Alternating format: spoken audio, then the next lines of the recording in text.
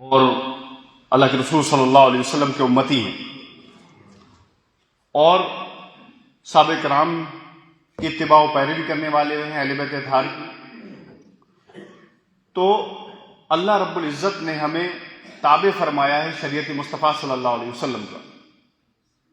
یہ ہماری سب سے اہم ذمہ داری ہے۔ ابھی رمضان المبارک کا بھی مقدس مہینہ آنے والا ہے، چھوڑ دیا شریعت مصطفیٰ صلی اللہ علیہ وسلم کا جو حق ہے وہ ادا نہیں کیا، اس لیے آج ہم پریشان ہیں، آج ہم جو ہے بیکورڈ ہیں۔ میں نے آیات کریمہ کی تلاوت کی، اللہ فرماتا قرآن پاک میں، بے شک اللہ تعالیٰ ان اللہ یأمر بالعدل والاحسان، بے شک اللہ رب العزت تمہیں عدل اور احسان، اس کا معنی آتا برابری کا، تو ہم عدل اور انصاف بھی کریں اور لوگوں کے ساتھ احسان بھی کریں۔ یہ قرآن تعلیمات ہے، نبی پاک علیہ السلام کی تعلیمات۔ دیکھیے اللہ کے رسول صلی اللہ علیہ وسلم نے فرمایا 3 چیزیں میری امت میں جب تک رہیں گی وہ سر سبز و شاداب رہے گی۔ نمبر 1، وہ جھوٹ سے اجتناب کریں گے اور سچ بولیں گے۔ نمبر 2، وہ انصاف کے ساتھ لوگوں سے کام لیں گے، لوگوں میں انصاف قائم کریں گے، جسٹس قائم کریں گے۔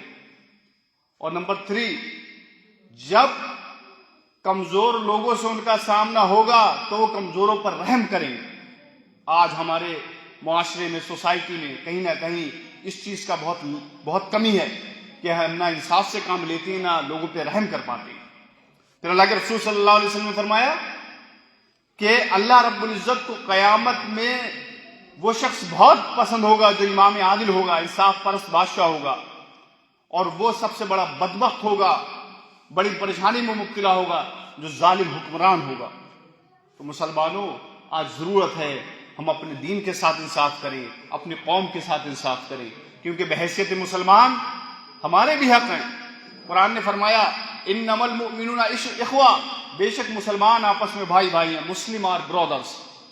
آپ کس خاندان سے ہیں، کس خطے سے ہیں، کس گاؤں سے ہیں، میں کس گاؤں سے ہوں، کس خاندان قبیلے سے ہوں، یہ میٹر نہیں کرتا۔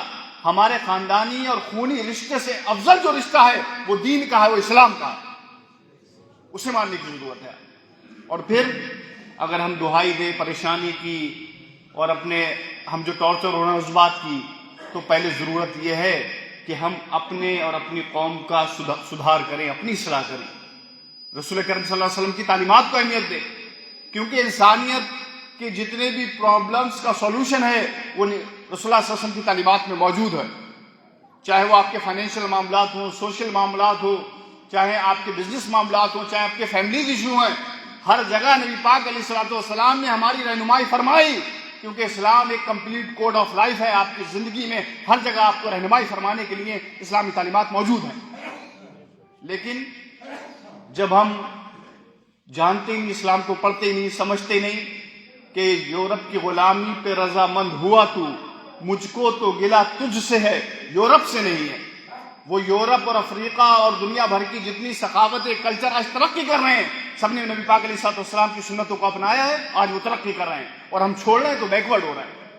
مسلمانوں، ہندوستان ایک عظیم ملک ہے، جمہوری ڈیموکریٹک کنٹری ہے، اور اس کی آزادی کے لیے ہمارے آباء و اجداد نے، ہمارے علماء نے، ہمارے بزرگوں نے، ہمارے فور فادرز نے بڑے لارج اسکیل پہ قربانی پیش کی ہے۔ سچر کمیٹی کی آپ رپورٹ پڑھیں تو بڑی تکلیف ہوتی ہے کہ آج دوسرا سب سے بڑا طبقہ مسلمانوں کا وہ تعلیم میں بیکورڈ ہے، ایجوکیشن میں، وہ بزنس میں بیکورڈ ہے، وہ جاب میں بیکورڈ ہے، وہ اتحاد و اتفاق میں اس میں کمی ہے۔ تو مسلمانوں، یہ رونا کہ ہمارے اوپر ظلم ہو رہا ہے، ستم ہو رہا ہے، ہم بعد میں کریں گے، پہلے ہم اپنی قوم کے حالات کو درست کریں گے، بہتر کریں گے۔ یہ ذمہ داری سب سے ضروری ہے۔ اپنی مسجد مدارسوں کے جو ذمہ دار ہیں، درگاہوں کے، قبرستانوں کے جو متولی حضرات ہیں، ان کی بھی ذمہ داری بنتی ہے کہ اب وہ دور نہیں ہے، اب ڈیجیٹل دور ہے، اب بڑی قانونی جو ہے ایکٹیویٹی کا دور ہے۔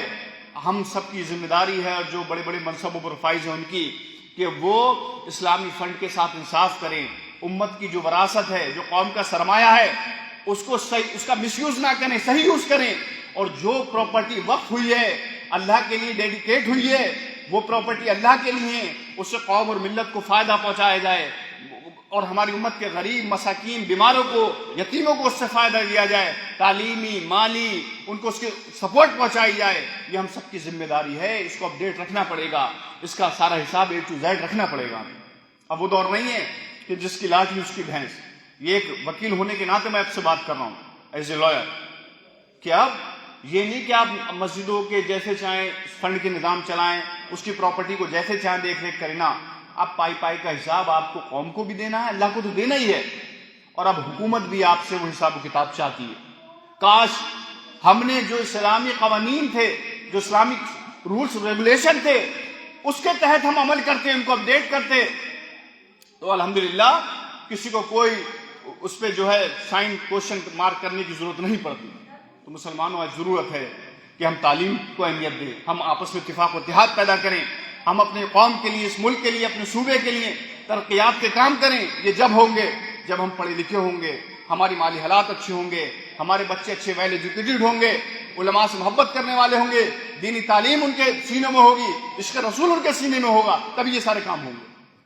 تو اللہ کی بارگاہ میں ہم دعا کرتے ہیں کہ اللہ رب العزت ہمیں دین متین مصطفیٰ صلی اللہ علیہ وسلم سے ہمدردی کی توفیق عطا فرمائے، امت مسلمہ میں اتفاق و اتحاد پیدا فرمائے، اور ہمیں دین کا سچا خادم، نوکر، وفادار سپاہی بنائے. کیوں؟ کیونکہ رسول اکرم صلی اللہ علیہ وسلم کی تعلیمات ہی ہے کہ جنہوں نے عرب کے بڑے بڑے جاہل جنگجوؤں کو آپس میں اخوت و بھائی چارگی کا جذبہ پیدا کر دیا، بعد میں وہ زمانے کے امام اور پیشوا اور لیڈر بن گئے.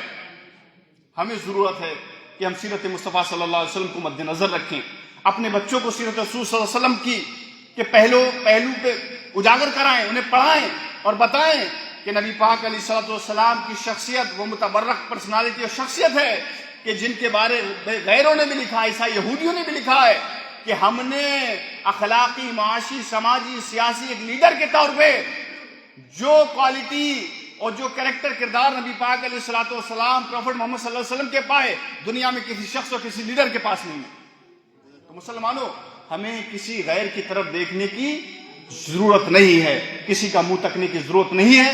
شریعت مصطفیٰ صلی اللہ علیہ وسلم، اللہ کے رسول صلی اللہ علیہ وسلم ہمیں ہر جگہ رہنمائی فرماتے ہوئے نظر آتے ہیں.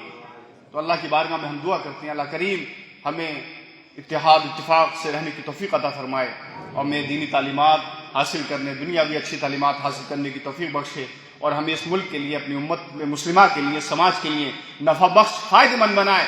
کیونکہ اللہ کے رسول صلی اللہ علیہ وسلم نے فرمایا خیر الناس من ينفع الناس، تم میں بہترین وہ لوگ وہ ہیں جو دوسروں کو فائدہ پہنچاتے ہیں، دوسروں کے لیے نفع بخشیں.